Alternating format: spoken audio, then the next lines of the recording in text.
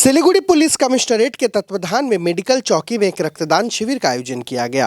पिछले कुछ वर्षों से सिलीगुड़ी पुलिस कमिश्नरेट के विभिन्न थानों और चौकियों पर रक्तदान शिविर का आयोजन किया जाता है।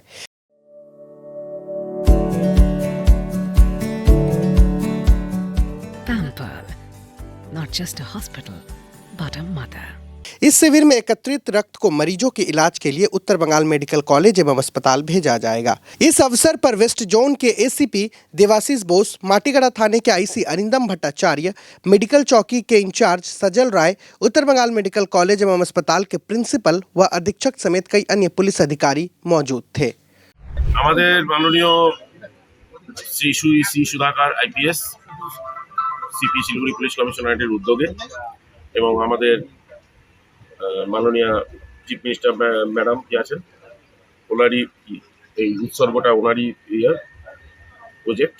তো সেই প্রজেক্ট আমরা প্রতি বছরই আমরা শিলিগুড়ি পুলিশ কমিশনারের বিভিন্ন থানা বা ফাঁড়িতে আমরা উদযাপন করি এই উৎসর্গ ব্লাড ডোনেশন ক্যাম্প।